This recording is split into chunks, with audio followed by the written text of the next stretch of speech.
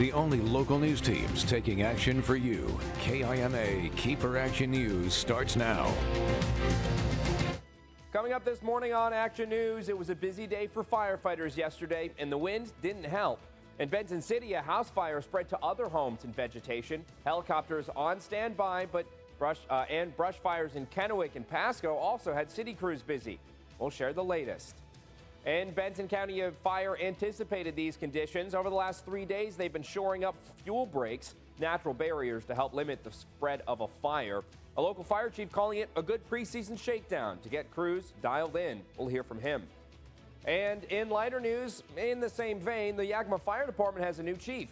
He's got decades of experience in the industry and a majority of it in our neck of the woods. We'll tell you about him coming up as you start your day with us right here on Action News.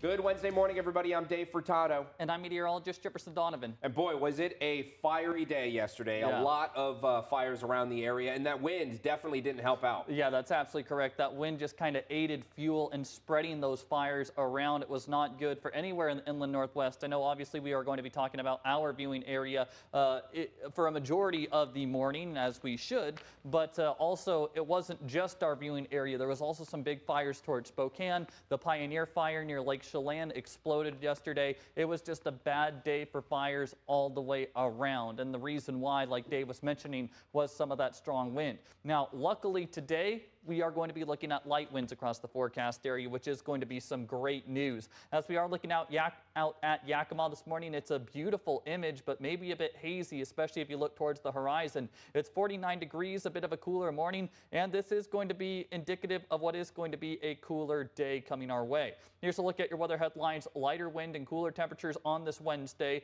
Now, as we go into tomorrow, temperatures are going to rebound to some of those hot values like we have seen the past few days. And then as we go Friday through the weekend, a significant cool down is coming our way. I will tell you about those temperature values coming up.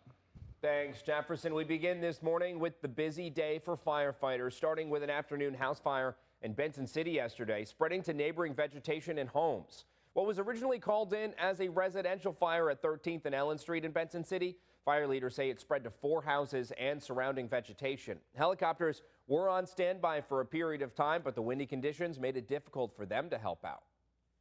We still are having obviously issues with the wildland component because the wind's up so much today. That's what's been making this fire difficult, because we keep getting wind changes and of course just the dry, warm conditions. While fire leaders say no structures have been lost and no injuries have been reported, evacuations had been issued for folks in the immediate vicinity as crews continue to fight the fire. We'll have more information on this fire as it becomes available. And in the Kennewick area, a brush fire sparked near the Badger Canyon Apartments yesterday. As you can see, the remnants of this vegetation fire went up the side of Interstate 82 and jumped the westbound lanes into the brush before being brought under control. Firefighters sprayed the area with water to prevent any flare-ups.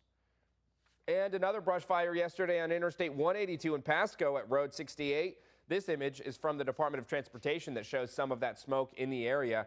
This has since been brought under control, leaving a patch of scorched grass. And the Benton County Fire Protection District anticipated these fire conditions. Crews spent the last 3 days renewing what are called fuel breaks, which are made with bulldozers to provide natural barriers in the event of a fire. Fire leaders say with the help of Benton County Fire District 1 and other partners, it takes more than 430 man-hours for this task, but is all around good preparation and training for all agencies involved. It's a good preseason shakedown run for everything to make sure everybody's equipment's dialed in tight. Also, pre-staging those lines gives us a chance, should there be a fire that comes off of the AO property, or if there's a fire on the ranch, we can keep it off of the federal properties. We can mitigate those. So we use those to protect our communities. The fire chief tells us if you live in the area, you can find useful information, including the current fire danger, emergency access programs, and more on the district's website. You can find a link to it on our website, KEPRTV.com. The Yakima Fire Department has a new deputy chief, Chris Hutsell has been selected for the position, with his focus being on administration. Prior to his job with YFD, he was a deputy chief with Kittitas County Fire District 7 in Cle Elum. Prior to that, he spent 25 years with the Kennewick Fire Department. Hutsell earned a bachelor's degree in fire service administration from Eastern Oregon University, along with a master's degree in public safety leadership and administration.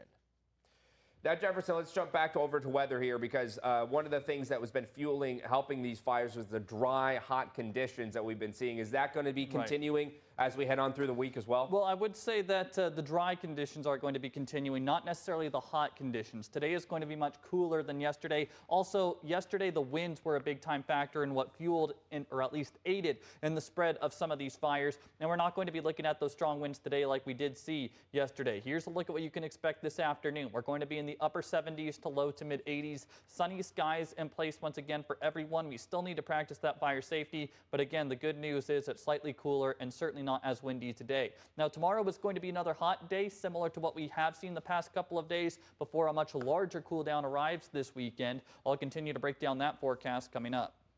Thanks, Jefferson. The time now is 5:06. Coming up on KEPR KIMA this morning, more local news. A Toppenish man is dead while parked on the shoulder of Interstate 82. According to officers, another driver changed lanes and crashed into the disabled vehicle, killing the driver of that parked car. We'll have the latest on that. But later in the show, we'll check in on Yakima leaders looking to pay for repairs to downtown parking lots. One option discussed at yesterday's City Council meeting, using the city's remaining ARPA funds. We'll dive into their options. We'll be back in about 2 minutes with more local news and weather. Don't go anywhere.